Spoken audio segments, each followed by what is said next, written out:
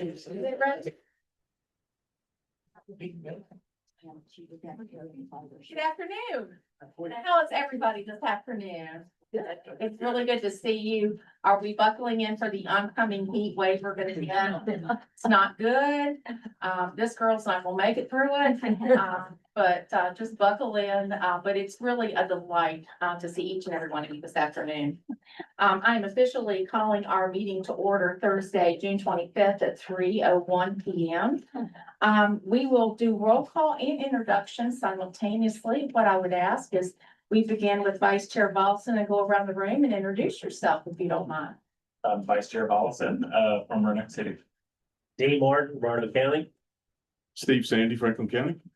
Richard Kaywood, Roanoke County, serving as alternate for Mr. Phil North.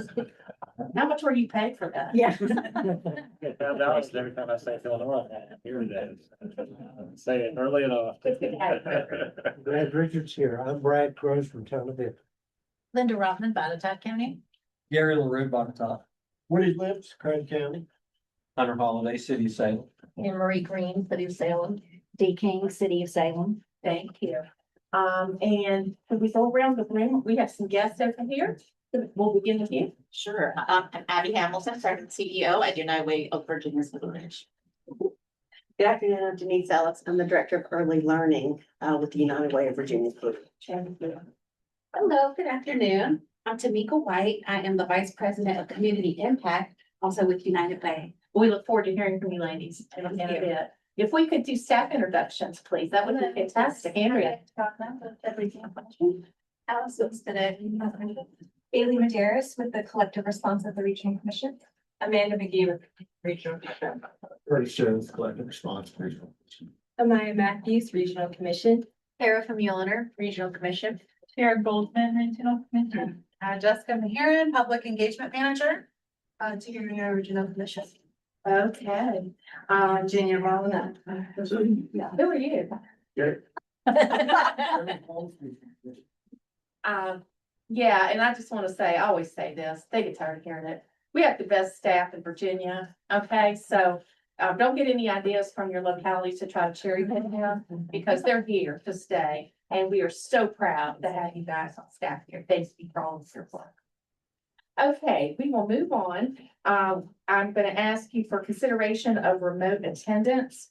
Mr. Ken McFadden representing Alleghany County and Mr. Lee Osborne representing Roanoke County requested permission to participate remotely in today's meeting of the Roanoke Valley-Alleghany Regional Commission under the Commission's policy for electronic meeting participation, which allows remote participation for emergency, personal, or medical matters when a physical quorum is present. Mr. McFadden's and Mr. Osborne's requests are due to personal matters. Unless there is an objection, we will consider these requests approved by unanimous consent. Everybody in concurrence with unanimous consent. Yes. Very good. Thank you very much. And we welcome these gentlemen. Are they on the call at this point? I'm here. This is Ken. Okay, welcome. We're glad to have you with us. Feel free to chime in as needed. Well, thank you. Thank you for your flexibility. Of course, of course.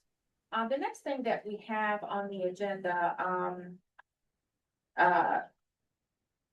what I'm going to do, the approval of the agenda is listed under consent agenda. And I've asked that we pull that out for standing purposes and have that just as a standalone item.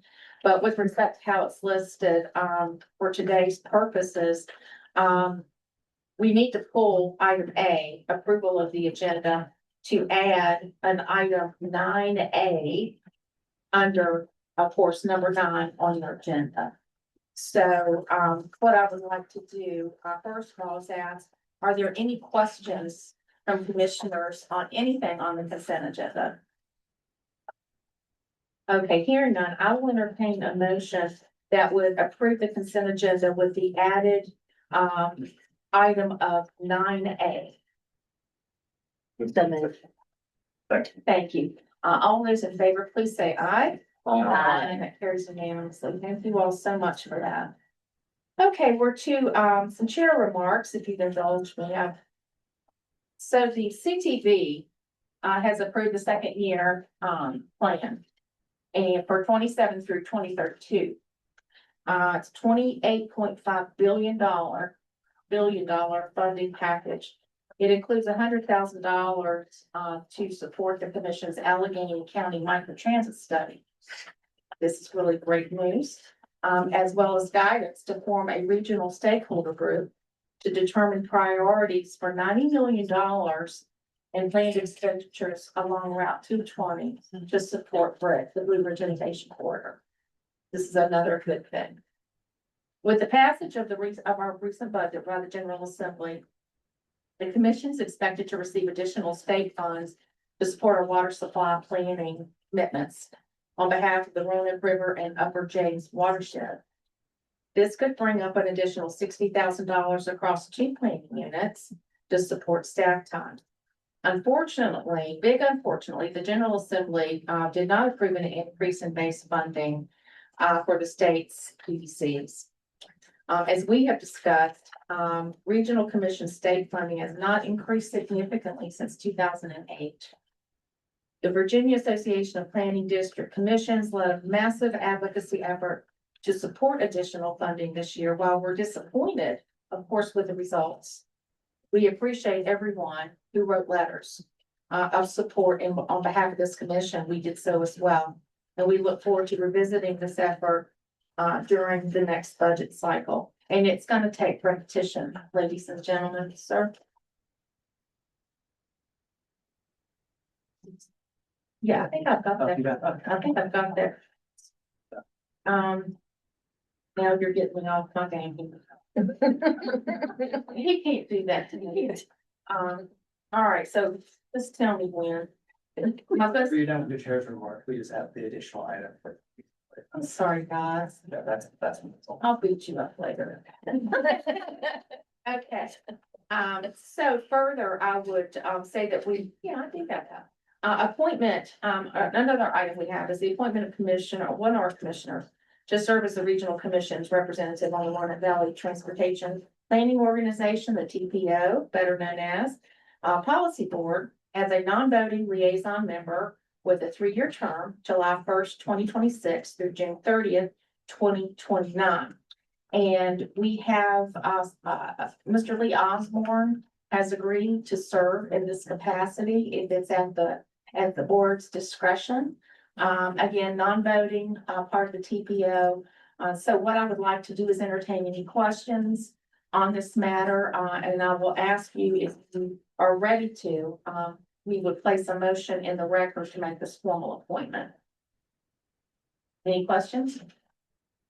Okay, is there a motion to appoint Lee? In second motion. Thank you. Do we need a voice vote on this? Yes, so let's do that. Let's have a voice vote. All those in favor, please say aye. Aye. And all those opposed, like sign. Carries. Thank you all very much. Lee is our champion here lately. He's done a lot of stuff.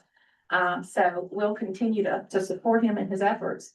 The next item that I have is announcing the July meeting cancellation.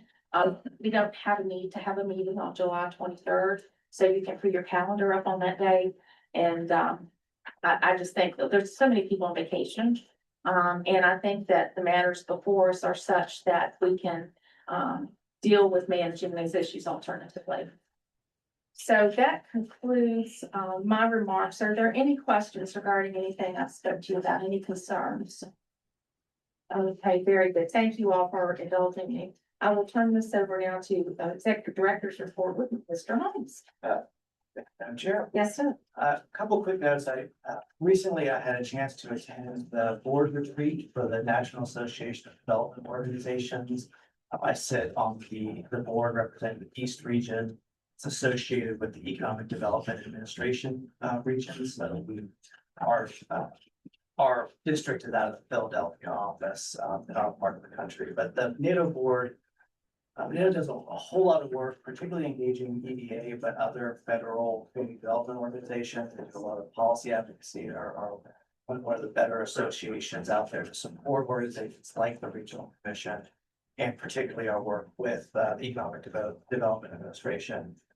Highlight of this year's board retreat was we had a chance to speak with EDA Undersecretary Ben Page who provided a lot of advice, guidance, information on priorities from the county development administration, grant opportunities, and some general insight into administration's goals and how to go after grant opportunities in the future. One of the opportunities that you mentioned is a new EDA AI workforce upskilling grant. It's been 5 letters in a row. Wow. We it's- need another acronym. Yes, I know.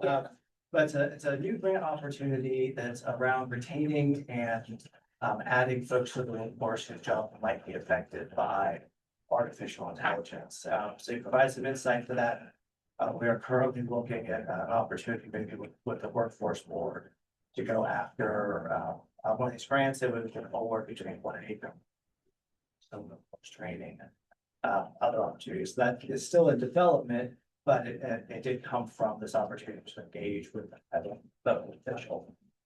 We received some policy updates on a number of subjects. I think the key takeaway from the NATO policy staff was that while a lot of the federal excitement around DOGE and some of those activities around shrinking federal workforce, a lot of those aren't in the news, but those activities are still taking place. The main impact that we are looking at other agencies are addressing is issues with delays in getting reimbursements and other kinds of programs. I know at the TPO, there was discussion around how a particular raise grant that was awarded 2 years ago still has not been paid off.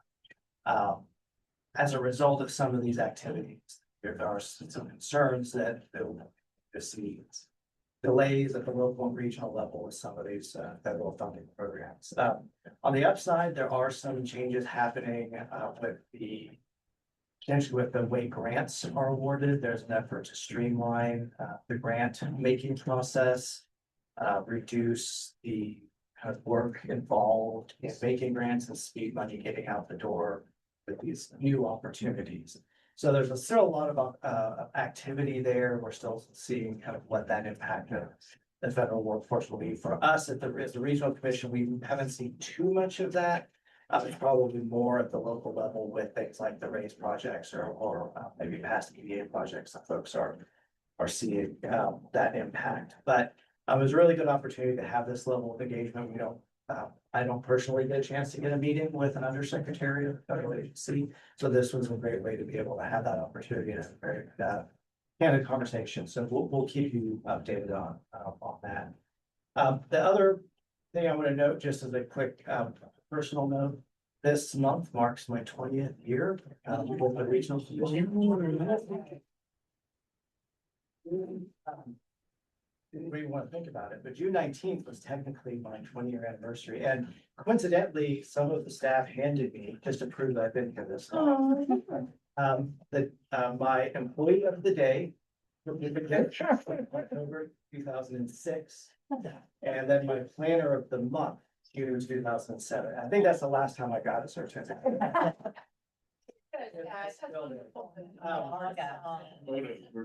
Yeah, so we don't.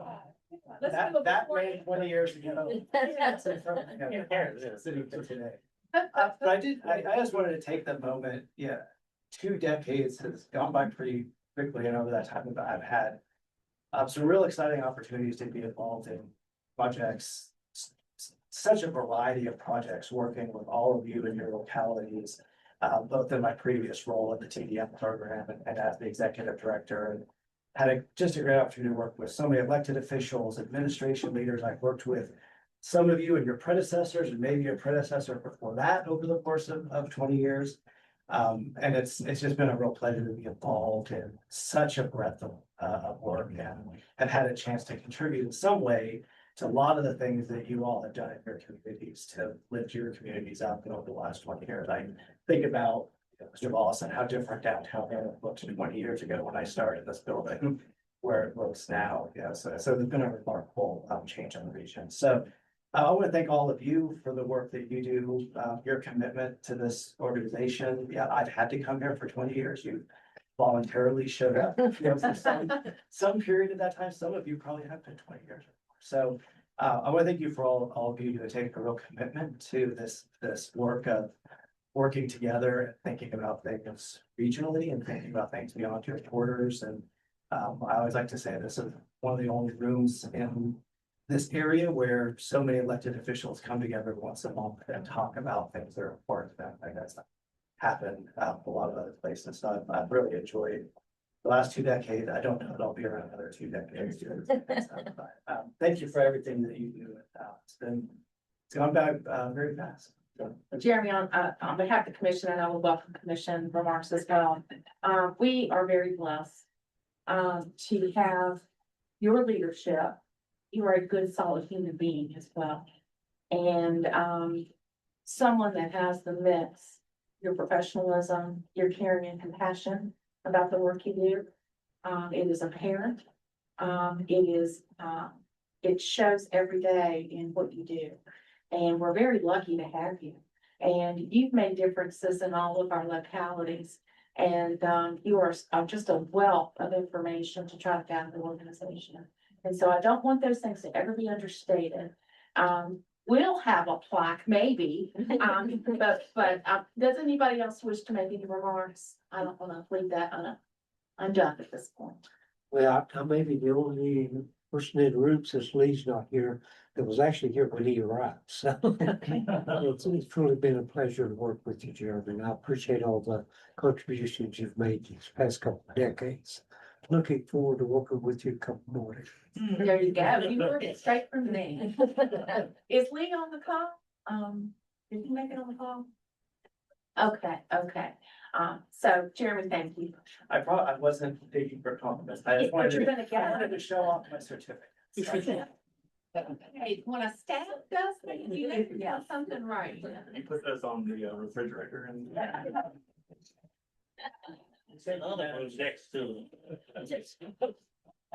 That's pretty good. Okay, does that conclude your report? Yes. So, thank you so much.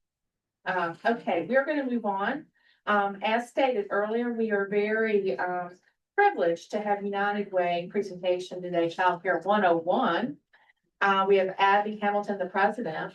Abby, if you would like to take the podium, make sure the mic up there is on if you don't mind. And your staff, I think the staff here we duly introduced you. Did we get you? Did you come in late? Yes, ma'am.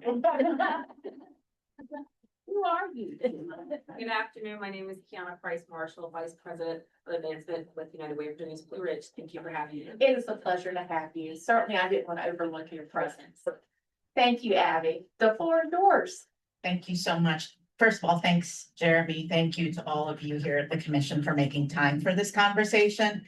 As you met them earlier, I'm joined here by several of our colleagues at United Way. And I think I thought it would be useful to kind of point this out, that we have two people from community impact because that's directly related to what we're going to be discussing today. But Kiana also represents our marketing communications and our resource development team. And that to me says that this issue, it really is a priority within United Way, not just for one person or two people, but really for the entire staff. So I want to give you first a sense of what the month has been like, because I think this will set the context for our conversation. Earlier in June, we convened the first meeting of the Virginia Blue Ridge Roundtable for Early Education, Ready Region West delegation. And VBRE actually brings together employers, chambers of commerce, economic development, and other representatives in the community across a 16-county footprint. And they met for the very first time. So, and then Tuesday, we had a similar presentation to the Greater Roanoke Workforce Development Board talking about the same issue. And then today, I'm here in front of you. So that's 3 regional tables in a single month. If that doesn't tell you that this is important, I hope the rest of the content will. I wanted to also have a disclaimer before we begin that I'm not here to ask for money. What we're asking right now is for you to kind of see the data for yourselves. And really, I hope that it's compelling enough for us to partner together on looking at solutions. And for us to be able to kind of think through this together as a regional body, you all here at the Regional Commission are uniquely positioned because all of the localities are represented here, and the power of that connected conversation is the value of what you bring today. So United Way has been doing the work in childcare for many years, although rather quietly.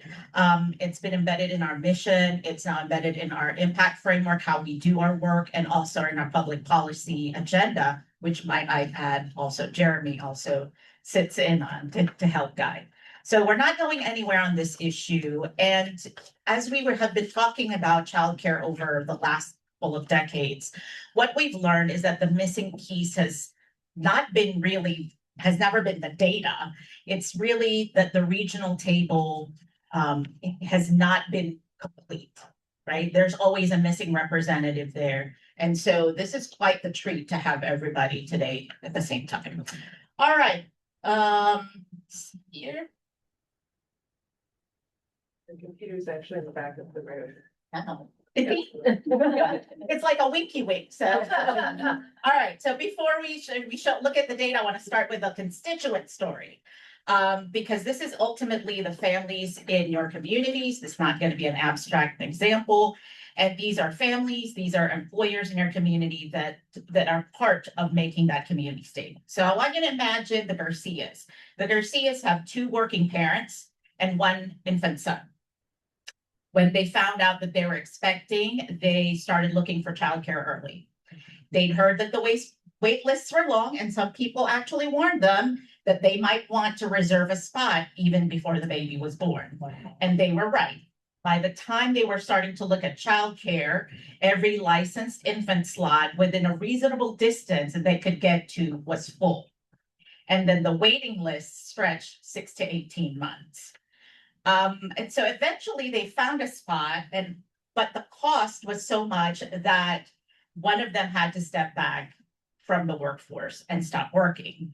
They ran the numbers, and the wife, Maria, had to step back, not because she didn't want to work, but because the math said they couldn't afford to.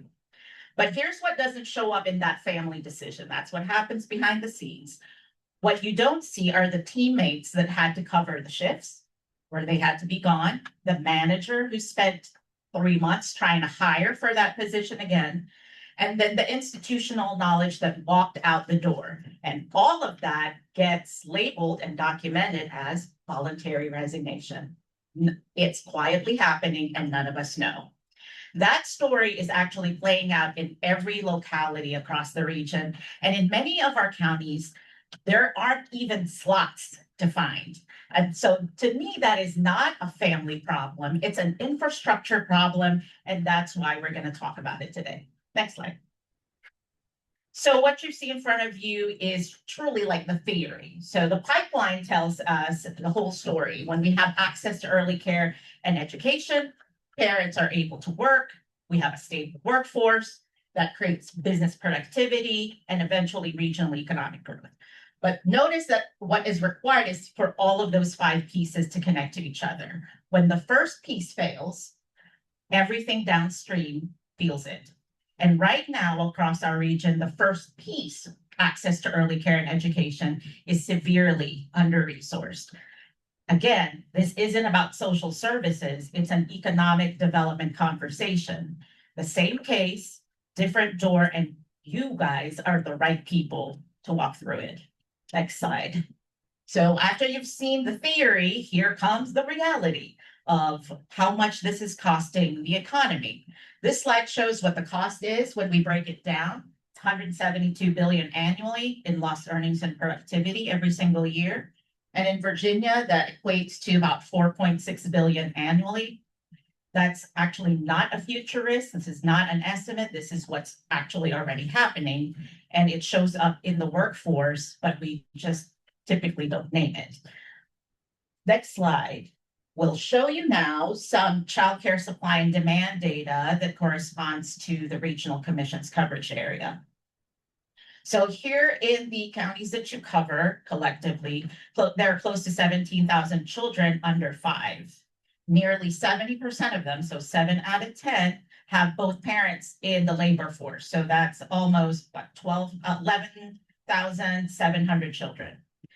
So these aren't families that are in the margin, as I mentioned. These are kind of your constituents. You probably know a lot of them within your locality. And they're people who are employed, already contributing to your tax base and navigating childcare every single day. And more than 3,600 of those children, that second panel, don't have access to a licensed childcare slot. Not because their parents aren't trying, but because the slots do not exist. So to afford unsubsidized care based on the regional average, a family needs to earn between $148,000 and $241,000 per year, which is equivalent to each parent, if they're both working full-time, $35.57. So both of them have to be earning that much per hour in order to kind of meet and afford childcare. And so as you can imagine, for most working families, unsubsidized care isn't just a stretch. It's really mathematically, for those of you that are math people, it's out of reach. I mean, the math doesn't work. And for families who qualify for publicly funded assistance for childcare, last panel, only 27% of income eligible children are actually able to access it. So about 1 out of 4 families that need it. So think about the 3 out of 4 families that need childcare, that qualify for it, but don't get that support. And often the people who need the childcare the most are the ones that have the least access for it. And again, that problem doesn't stay at home in the discussion within family members. It shows up in the workforce, in participation rates, in employee retention conversation, and economic development outcomes. So one more thing before I move on, we have this data available for every locality if you would like to go deeper. And if you want to understand what childcare looks like for your specific community or within a footprint that you are interested in, or if you have employers in your area that say, hey, I want to understand to what extent this is happening, we have some tools coming up in the summer, including an employee survey that we are going to be circulating to help people get a better picture about that. All right, next slide. So this is, I think this is one of my favorite slides in this whole piece because it points out why this body is unique and why you all individually have a unique role to play when it comes to childcare. Everything on the slide is actually something that you already do. Land use, zoning, economic development strategy, incentives, funding alignment, public-private partnerships, regional coordination in rooms like this. So you're not being asked to do anything new. You're being asked to bring childcare as part of the lens that you look at when you're already doing these things. So when you consider, for instance, land use decisions, zoning for childcare facilities, co-location with affordable housing, repurposing underutilized sites, you directly expand providers who can operate when you look at those things with a childcare lens. And when childcare is embedded in your economic development strategy, it becomes part of your site selection pitch and your employee retention and attraction conversations. So 2 specific asks, not money, 2 specific asks. When you update your SEDS and your comprehensive plan, include childcare supply data, because that's the highest leverage thing any locality in this room can do, because funding follows planning documents. And planning documents, I would hope, leads to action. And on regional coordination, I want to name something that many of you have probably have touched. So many of the localities represented here have attempted to work on childcare on their own. I know Botetourt's been working on this steadily and hardly. They have been trying to look at center providers, home-based providers. They offered existing land as an incentive to kind of get the business to start up. And it's a real challenge. It's hard to kind of get off the ground. So I'm not saying you should try it. I think what that points to is the fact that we have greater power as we work on this together as a region. And that the problem is so much bigger than one locality can really shoulder by themselves. So the next slide actually is kind of elementary, that you probably already speak this language. You know, this is why like regional coordination matters when it comes to childcare access and affordability. So this is the argument in one image. Fragmented efforts in that first column. We've got employers acting alone, pilots that stay small, and then gaps that remain hidden. When we coordinate our region, we have shared data, aligned partners, a regional table for decision-making, and then we head into scaled impact, where we target investments where the need is greatest. We are able to replicate models and workforce supply that actually meets demand.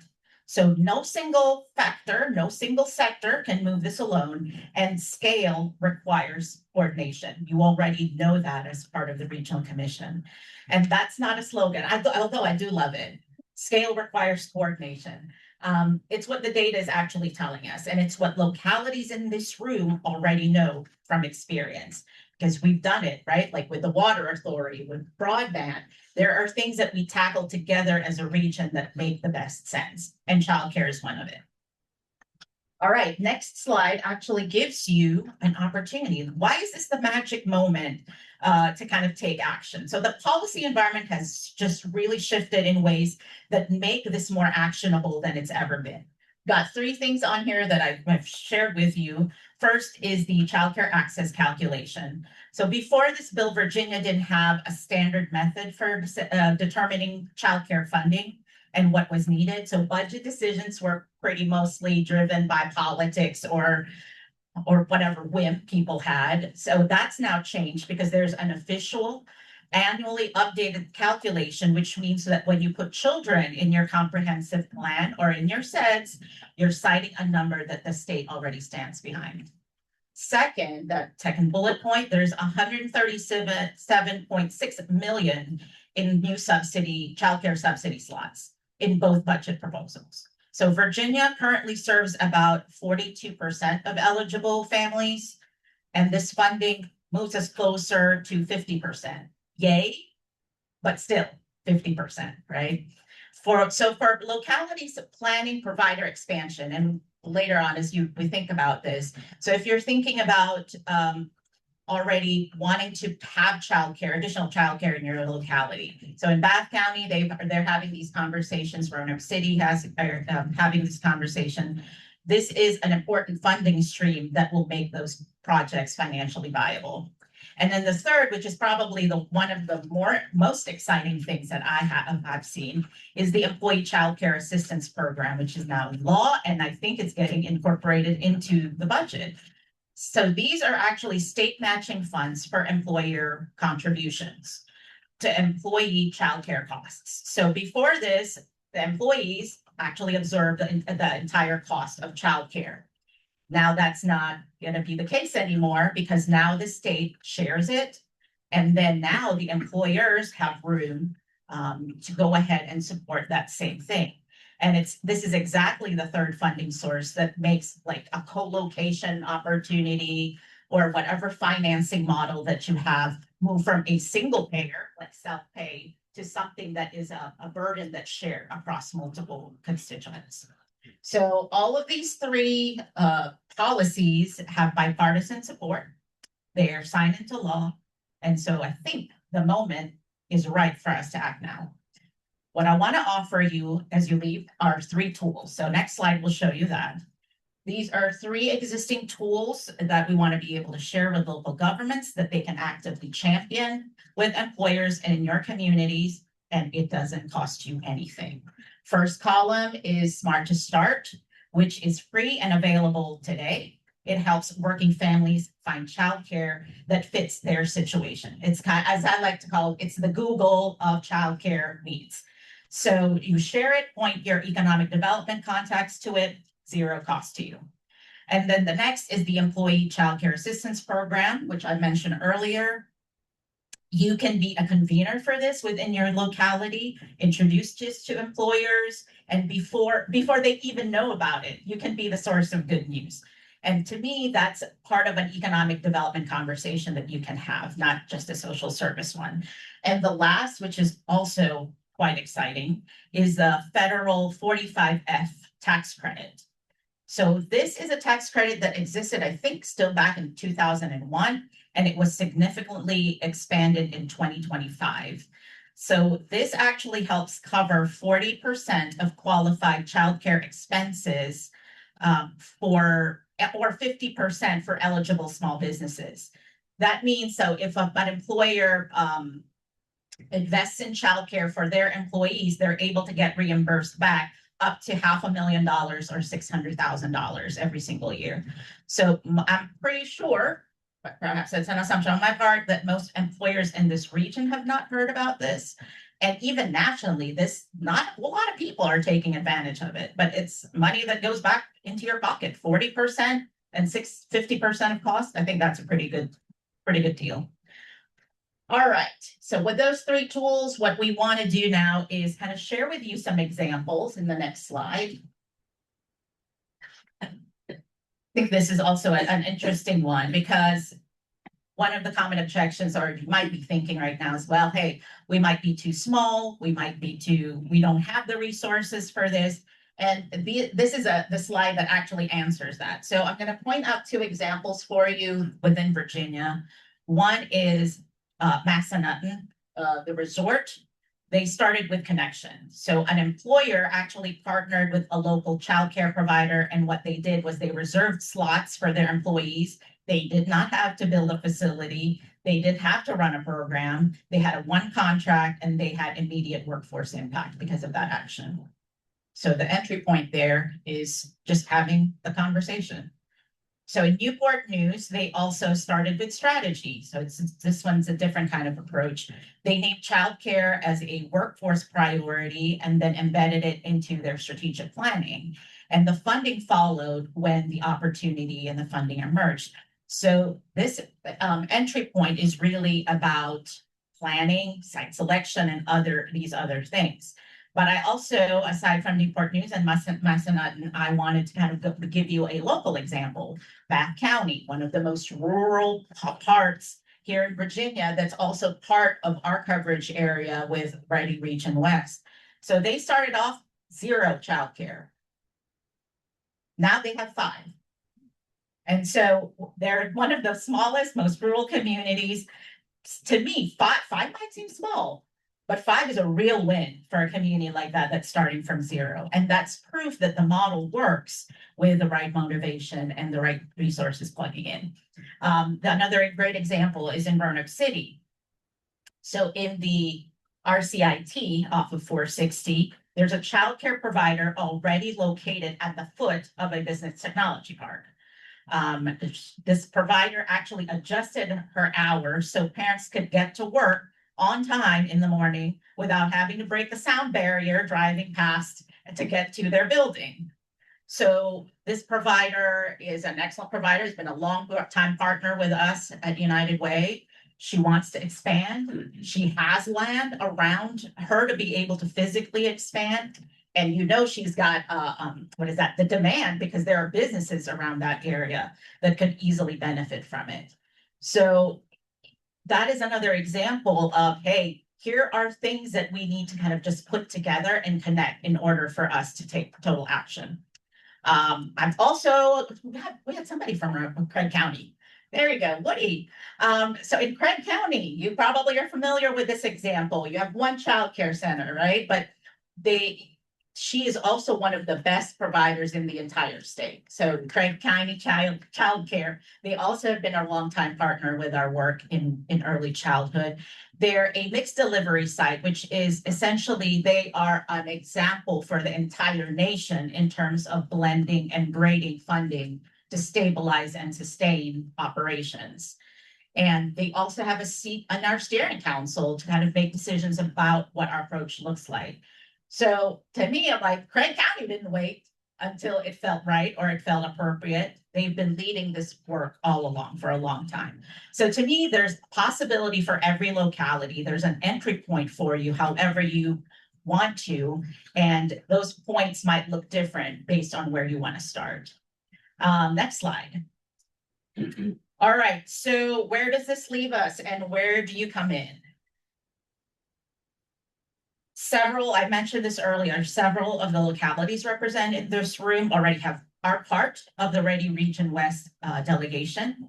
Your economic development leaders from Auditot, Roanoke City, Roanoke County, Franklin County are already part of that table. Jeremy, representing the Roanoke Region, Alleghany Regional Commission, is already part of this partnership as well. And I'm very excited. He shared this right before the meeting started, that they are also doing the landscape analysis to support the development of a regional action plan for us here locally.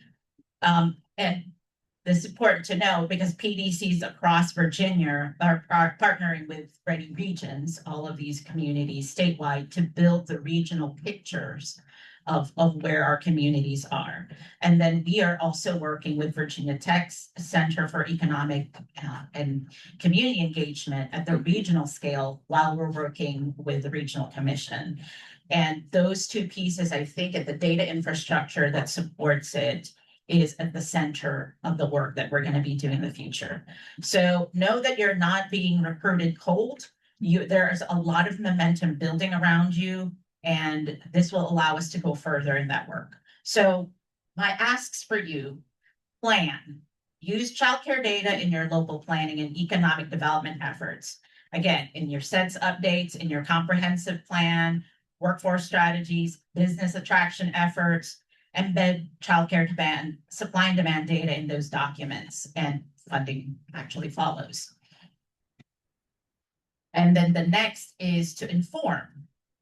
So you validate local conditions and you can help us kind of get a better picture for what is happening here in the region. We have a couple of tools that are coming out in the summer, as I mentioned. You can share the tools that are already existing that we talked about earlier, Smart to Start, 45F, and also the Employee Childcare Assistance Program. And then if you would like employers or economic development folks to be part of the conversations and engage employers and employees, we've got an employer and employee survey coming out very soon. And then the last is, bring key voices to the table, because this solution doesn't work with just a handful of people working on it. It requires representation across the region and across every sector to make it happen. So I will stop here and see if you all have any questions, or if there's anything that we can provide you. We've got our team here who can answer those questions. And certainly we gave you like I said, the 101 right now on this topic. So if you want to dive deeper, we're happy to do that as a team and reach out to us and we'll make it happen. Abby, thank you so much. This has been most informative and insightful. You shared things I did not know. And so that's great. I will open the floor for any comments, inquiries from the commission members. Ask staff to forward that presentation to us. Yes, that would be very, very helpful. And Abby has provided some handouts, also summarize this information, so I'll make sure that everyone, or you can take one of those, but we'll get the full presentation. Any questions, comments? No, I would just like to say that we are more than happy and prepared to provide for each of your localities snapshots of the data in regard to childcare supply and demand in your locality.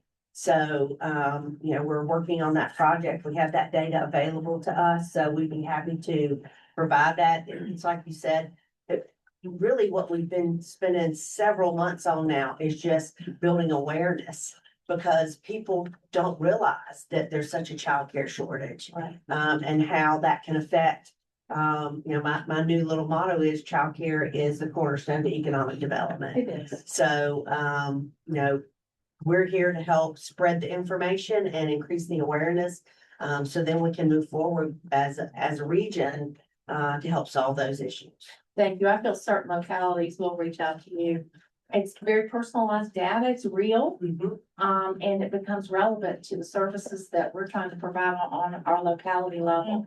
So thank you so much for that. Okay, very good. Well, we will move on with our agenda. Thank you, ladies. The next thing on our agenda, Mr. Holmes, would be our work program and budget approval services. That's it. You should have received an agenda packet and there's a copy of each table of the final FY 27 comprehensive work program and budget. The document that you have actually integrates the budget sheet, which previously we were distributed those separately. So the final FY 27 budget and some information about that is included in that document. The only difference in what you have before you and what the board saw last month is the inclusion of the budget and the inclusion of a little bit of the building history and capital improvement program. Have a plan. Looking at some of the fiscal infrastructure, we talked about those things before, primarily the potential for the pipe replacement in the mechanical room, but this document integrates all that. We have received no changes, updates since to either the budget or the work program projects. The only item that we would expect this time is the what Chair Smith mentioned at the beginning about the water supply planning, but you will see that integrated as the work program amendment and the mid-year budget.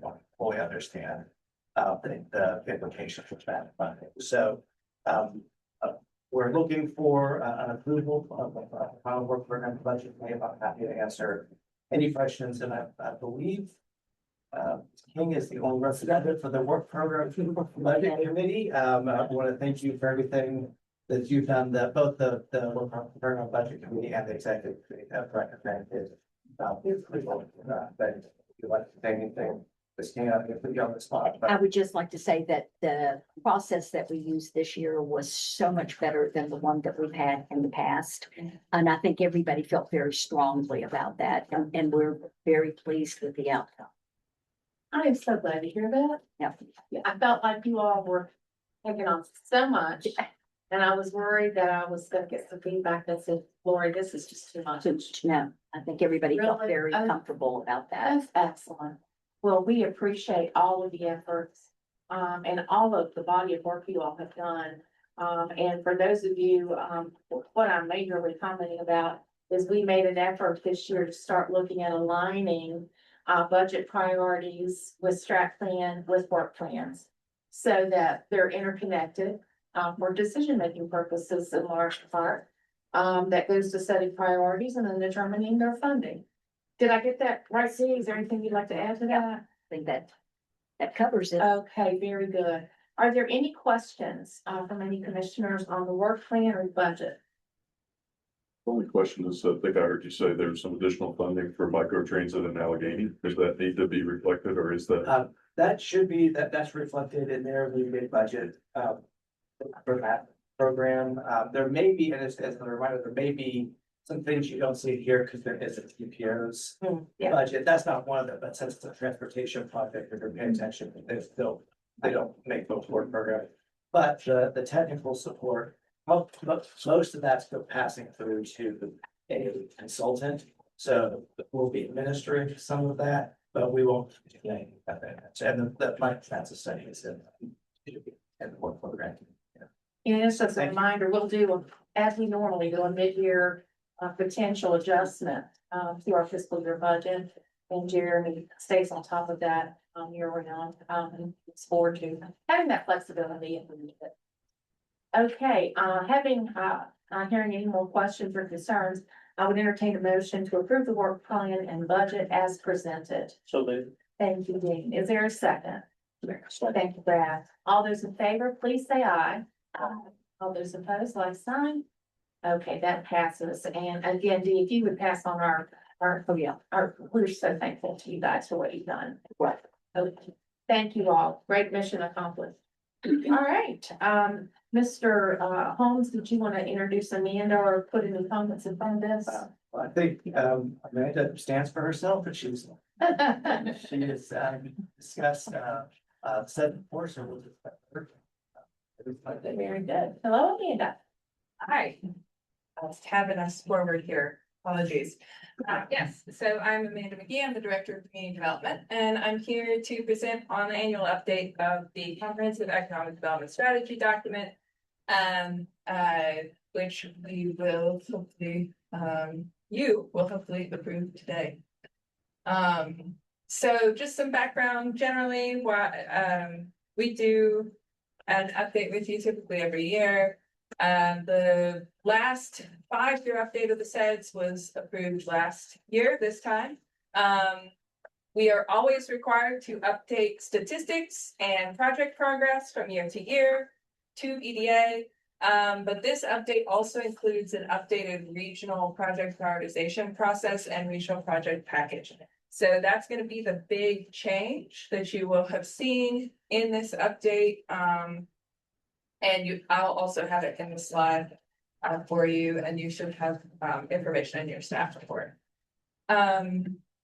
So timelines.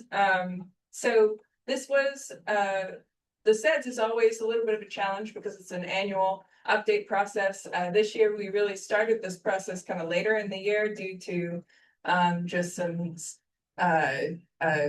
time constraints and staffing issues and just everything else going on. So this was a somewhat abbreviated process, but I'm very proud of how it came out in terms of, and I think that the SEDS committee is quite happy with how it came out. So we did develop the local projects list and update the local projects list. We used that local projects list to identify kind of regional initiatives and collected public input simultaneous to developing that kind of regional initiatives master list, and then ultimately found a consensus of 10 regional projects that are what will be in your packet. You should see later in this presentation. Some initial project themes from the local projects list that you'll see reflected in that list.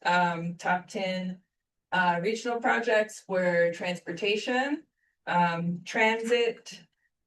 I think that this did not get updated. So I'm just gonna wing through it because I had actually deleted a lot of these slides. So we're gonna fast forward here. So transportation, transit, infrastructure, industrial site development, housing, downtown planning, workforce, local food and outdoor recreation, tourism, and business development were some of the major themes that we heard from your local projects list. And this was developed with your localities and also with some key regional partners that typically provide projects for the listing. So that includes workforce, the Roanoke Regional Partnership, and the Innovation Alliance. So then we had stakeholder meetings to follow up with folks who maybe weren't as active on the SEDS committee, and we produced a final 21 project package. And then the technical advisors to the SEDS ranked those projects. And this is how the ranking came out. Just you are welcome to look at this later, but that's not your final, what you ended up with. So the public input occurred simultaneously to this. Our public input was predominantly, there was about 77 responses, and it predominantly came from the city of Roanoke, but we did have some representation from outside the city of Roanoke, as you can see in this graph. I would say this is the first time that we've done public input at this level on the SEDS. And like I said, this was a somewhat abbreviated process. So that is, I think we did better than we've ever done before. We did ask folks to rank the existing SEDS goals from the 2025 plan. You cannot really read what these goals are, but the top scores were goal 2, which was to maintain a skilled workforce. Goal 5, build on our region's assets, so like your natural and cultural resources, and redevelopment of unused properties. So those were the things that people thought were most important who did respond to the survey.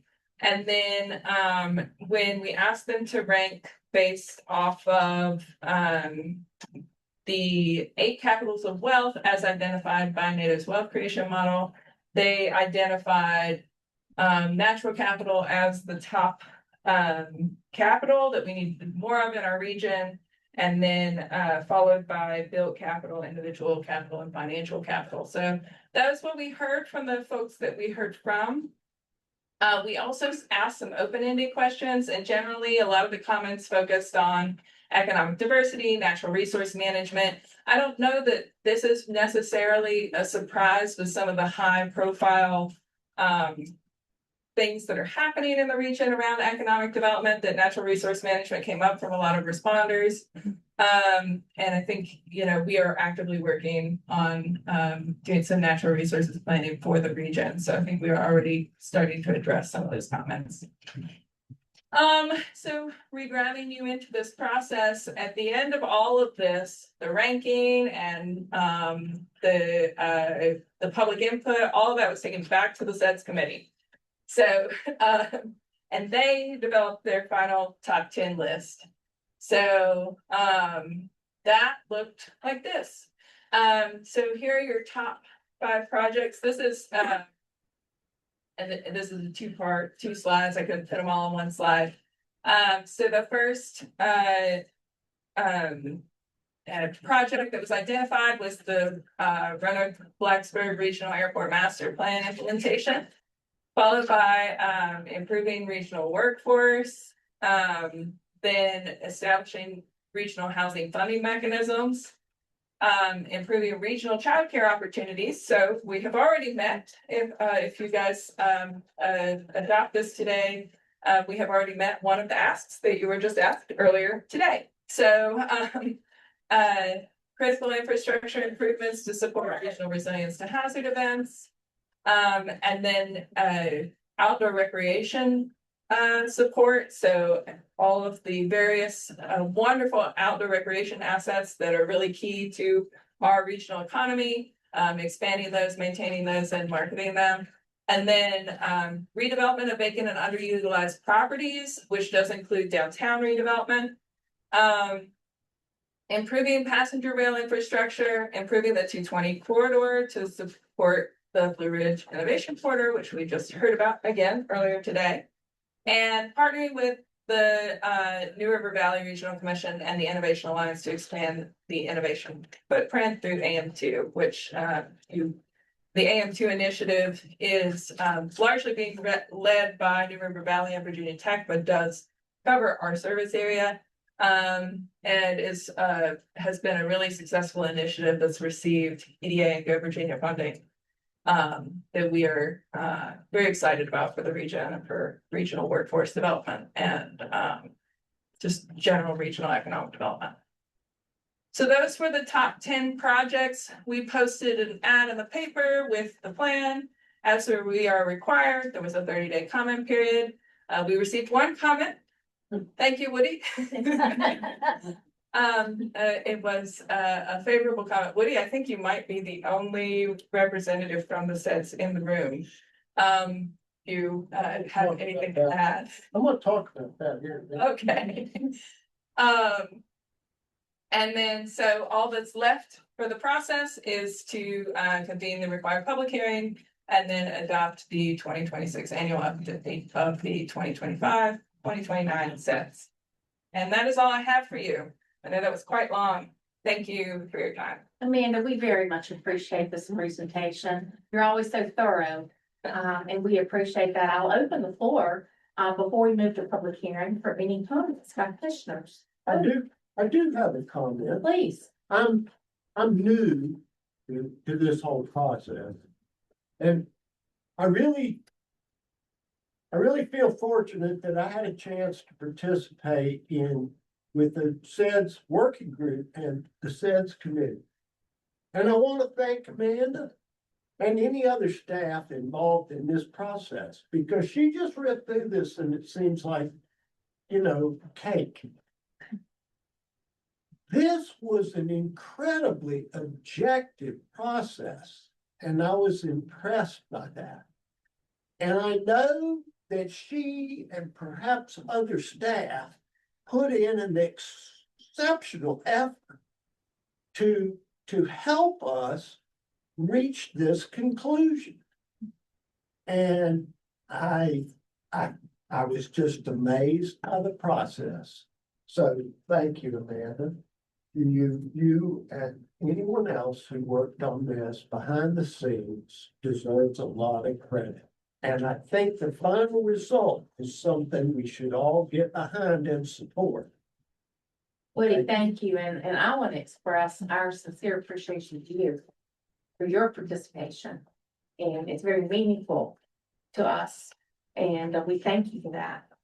It's wonderful to have you in the loop. Well, I got a little argumentative in a couple of. That's okay. But, you know, that's all part of it. Well, thank you so I felt much. I was listened to. Well, thank you so very much. Any other comments before we move into public hearing? Okay, hearing none, I will officially open up the public hearing on this matter. Do we have anyone signed up, Mr. Holmes? Sure. Okay, having, no one signed up, I will close the public hearing. And at this point in time, I would ask for the commission's consideration of the resolution approving the 2026 Regional Says Annual Update. That's reflected on page 103. And I would ask for a motion, and we will proceed with a roll call vote on this matter. Is there a motion? I make a motion that we approve the 2026 Regional SEDS Annual Update. Thank you very much. Did you have a second? I'll be the Richard? second. Okay, all right. Thank you so much. Mr. Holmes, if we could have a roll call vote, please. Just a clarification, is Oh. Franklin County's not in this, do we vote or not vote? That's a good, I mean, you are a member of the regional commission. Correct, So I but think we're you not gotta vote, reflected but in you are this said requesting on document. the SEDS, yes. Correct. Yes, so I'm happy to vote for it. yes. but This doesn't affect it. We'll always do our best to make sure these things are not in isolation, so Franklin County is definitely approving. But So we are voting or not voting? yes, Oh, member of the regional commission, you still have. that's what I thought. Okay, but great question. Great question. Okay, Mr. Holmes. Yes, ma'am. Mr. LaRue, Yes. Ms. Rotman, Yes. Mr. Lips, Yes. Sandy, Yes. Mr. Martin, Yes. Mr. Haywood, Yes. Mr. Volleson, Yes. Vice Mayor Green, Yes. Mr. Holiday, Yes. Ms. King, Yes. and Mayor Brooks. Yes. The motion passes. Thank you all. Thank you all so much. Mr. McFadden. Oh, good call. Hello? Yes, Okay, thank you. you betcha. Thank you, Ken. We still know you're there, Ken. But thank you. Okay, very good work. Again, our utmost gratitude to SEDS committee. And Woody, your comments well taken and spot on coming in. Okay, we're gonna move on to number 9 on your agenda, which is the Title VI implementation plan with the aforesaid amendment that I asked for you to consider, which would be represented as 9A under this itemized topic. Mr. Holmes, do you have anything before staff? I'm gonna let, Okay. that take the way I'm moving. All right. Hello, Allison. Hello, Madam Chair. Hello, everyone. So today we are going to talk about the draft Title VI implementation plan. Oops. Okay, so a little bit of background on this item is the Roanoke Valley-Alleghany Regional Commission. This is one of our required documents for compliance since we received money from the federal government. And the existing plan that we have right now is from 2021 and has been subsequently updated since then, but we went through a process with FHWA. We have a federal certification review that happens every 3 to 4 years. And in 2024, we had a recommendation, an informal recommendation to update our plan, which we'd already, worked on our work program that we were going to do that for the following year. So as we were actively working on it, we then received notice from VDOT that Civil Rights Office was going to be auditing us at the same time. So we worked on the document and it was drafted and submitted to VDOT in September of 2025. And we worked through the process of the findings and developed all the documents that were necessary for us to have to be compliant. And as of May, they sort of released us for us to be able to then go forward and finalize the document. So we've kind of left VDOT's hands and now so we're working for, updating the document to incorporating more than just transportation in the plan, as well as making sure that it's, it looks pretty and it's nice and it's easy to read, things like that. So through the next month, we're hoping if you do have feedback on the document, it is linked in the staff report, that you do so by early July. So we'll have time to bring it back to you in August for the finalized document to then be moving forward for public engagement and final approval. Okay, very good. Do any commissioners have any questions or comments for Allison? And Ms. Matthews, thank you so much for your work. We very much appreciate that. Any questions, comments from commissioners? So we'll be getting and seeing this again, Allison, in upcoming meetings. And if you need us in the interim, please let us know. We appreciate your work on this. Thank you. Appreciate it. Okay, super. Thank you. Okay. All right. I know we've got other things here. Yes, you may proceed, madam. Okay, thank you. So this is the new item that we added to the agenda. So a little bit of background on this item. This is for the Roanoke Valley-Alleghany Regional Commission to administer the locally administered program, which a lot of our localities do that with VDOT, where they work with VDOT as to doing the construction of surface transportation projects and things of the like. But in the last couple of years, the regional commission staff has started becoming certified in the qualification program to help assist localities on developing roadway projects for preliminary engineering at this point. So with this being said, we are, one of the projects that we are working on is a Vineyard Road pedestrian safety project, which I think I'm kind of passionate about it because I've now gone through this process where I've been able to do a corridor study for the project, help them secure funding through the STBG program, and now I get to do the qualifications process for the preliminary engineering. So the resolution we are seeking is so that we can have that Mr. Holmes can have signatory authority to start the process of the request to administer, which we need to start the process to moving forward on the project. So, Okay, yes. very, very nice. Any questions, comments?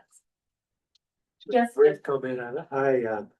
I share your passion for this project too, by the way. So, I bet you do. yeah, but we have a great staff, but as you mentioned, this certification is required through VDOT, I guess it is.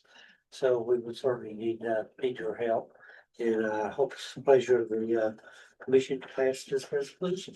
Thank you, Richard. I guess I have one question, and this may be the only meeting I'm at for who knows how long, so there's no need to answer it in detail, but I will raise just one question / concern. I have no objection to this in concept, but I do think how the services provided by the commission are funded is important because, for example, when we, the county, administer a project, we are either paying for that staff time ourselves, or we are taking that from the funding that's allocated to the project. So if neither of those things happen here, then essentially the commission and all the partners are helping to subsidize that one particular project's funding, because it does certainly, particularly for smaller projects, the overhead for the staff costs to do the project administration and all that can become significant. So I guess I just think in order to be fair to all the regional partners, each project should pay its own way, however that way is, because otherwise we would all want you all to administer all of our projects so we could get rid of the overhead for the project. So I'm fine if it makes business sense to do it this way, but I think from a funding perspective, say regional commission relative to city of Roanoke, or it'd be the same for Roanoke County, this should be cost neutral to the commission so that the project / locality that wants the project should be footing the full bill just as if they were administering it themselves. Because again, otherwise you're taking a local cost and making it a regional cost. May I respond? Oh, please. Okay. Please, yeah. So this is also a new process to us, as well as we've started doing these types of projects. So this project in particular, the way that that we believe that is going to proceed through our conversations with VDOT is that, so the project received preliminary engineering funding through the SDBG program. And the money that was allocated for consultant cost was ended up being split between us and VDOT's overhead for their work on the project as well, which is a little bit different than what we did with the Glade Creek Greenway Phase 3 project that is currently underway, that Andrea is doing on. So I don't know if that gets a little bit at what you were mentioning, but I do see what you're saying. And we are actively working on updating the procedures document, at least for the STBG program, to identify those costs up front when people request projects in that program, so that if we know that going into this, so when Benton applied, they knew that they wanted us to do the PE, that would have been incorporated somewhere, as well as being incorporated in the total cost estimate information, whether it's the cube or the PE system or whatever. And I'll just leave that more so you can look at for the future, because again, just to use the parallel example, when for some projects, we have the choice as a locality to administer them, or VDOT will do it. When VDOT does it, it typically costs more because their rates for all this are higher, right? So again, it's just, the devil's always in the details, but just I would be comfortable with any arrangement that's transparent and just, you know, financially fair to all the different parties, irrespective of the decisions that they're making project by project, so that the project is just placed in the best place to deliver that project, wherever that may be. But that there's not a financial advantage or disadvantage to where it ends up, because I do think that could create some interesting incentives. And again, for one little project, not a big deal, but if you did this for a larger project, some of those overhead costs can become very significant. I do think it's important how those are allocated out, the various project participants and then the various partner localities. Richard, thank you so much for that. I'll ask Mr. Holmes, do you have any feedback on that? Yeah, he's precisely right. This, as Mr. Net said, for the Glade Creek project, came to us and wanted us to start to build that LEP capacity. So we are still working through that process, but that's absolutely right. And that is the goal that we've gone through these two projects is to incorporate. It's important for the regional commission's organization, when our staff time is going to be used to make sure that is covered through these projects. So Mr. King was precisely right that that's exactly the strategy as we pursue future LEP projects. As Mr. Net noted with policy procedures. And they do say it's always good to leave on your own line, so I do have to leave. So it's been good seeing everyone. I'm glad I got to leave with a question. I'll tell Phil you did a fantastic job. Right. Well, Richard, thank you for being Thank here. Richard, before you leave, just let me add briefly, I certainly agree with what you're saying, because we could start down a trail that would be very expensive to the commission. So thankfully, this particular project, the commission will be compensating for. So good shit. And that's great. Did you have something, Woody? No, I think we covered it just now in that I think the resolution addresses this with regard to this project. And unless I missed something, it says the funding streams where Benton obtained the money will be used to compensate the regional commission for the sad time. So in this particular case, the resolution itself covered it. Did I miss something or did I get that right? I think Amanda, you would say spot on? Yes. Okay, Richard, thank you very much. Okay, are there any other questions, concerns on this matter? Okay, you have a motion that I would like to ask your consideration of, which would be approval of a signatory authority, a resolution itself for Vineyard Road pedestrian safety improvements projects in the county of Benton. Motion to approve. Thank you, Woody. Is there a second? Second. Thank you, Mr. Vollison. Is this okay for voice vote? Yes, ma'am. Yes, so all those in favor, please say aye. All those opposed, like sign. That carries unanimously. Thank you so much. Thank you. Very, very good. We're getting a lot of stuff done. Okay, so we're gonna move on, under our committee reports. I believe the only report that we have, is relative to the legislative committee. Yes, ma'am. Mr. Holmes, and in the absence of Mr. North, are you clearing this? Yeah, Okay. very, very briefly, and you passed the consent agenda, the legislative charter of the committee, which we're actually gonna rename the advocacy committee because part of the strategic plan. The primary work of that group will remain the legislative agenda development, but we'll be doing some additional work, just around advocating for the region. But the legislative committee report was that we were supposed to meet, but there was no budget, and so we didn't really have anything to respond to. And so that meeting has been postponed until July 8th. We'll note that we did analyze those priorities that Mr. North forced you to take. That survey forced you to take the last meeting. 2 of the 3 priorities that rose out of that might have been addressed in the budget. So one of the jobs of the committee will be to kind of take a step back, look at your answers and see if there's other things that rise to the top. The last most significant action with the adoption of the charter is that Mr. Holliday is now officially the chair of that committee. Mr. North has given up his appointment for 3 years, and chair of the legislative committee. So we look forward to working with Mr. Holliday, leading that group. And we'll meet July 8th, so we'll have more information in August on what that agenda looks like. Last thing on that note, what we've done in the past, we generally do our legislative outreach in late July and August. That is a request we've had from our General Assembly folks. What you have allowed in the past is for the executive committee, when they meet to approve the agenda on the greater body's behalf in July, so that we can begin that work in July and August. And so that's what we expect to do again. But if anyone has any concern, we certainly talk about that, but that's what we've done before. Has helped us get underway with that outreach. But we'll be sending it out Yes. to the commission for your perusal, so that you know kind of, how things are progressing and if you have feedback. Well, Jim, anything else? I think the next slide is gonna ask for a motion, but we don't need to do that because we took care of it. Right. Consent agenda. So, any Thanks. questions on the legislative committee piece and the charter?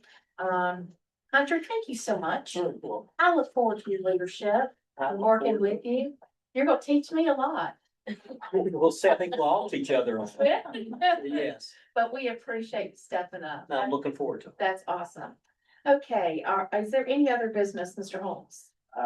I don't have anything else to add, Madam Chair. Anybody have other business you'd like to bring before the commission? Okay, hearing none, are there any comments? By commissioners? Okay, I will entertain a motion to adjourn. Second, Second. all those in favor say aye. Okay, ladies and gentlemen, thank you so much for coming. I know, you owe me. I know.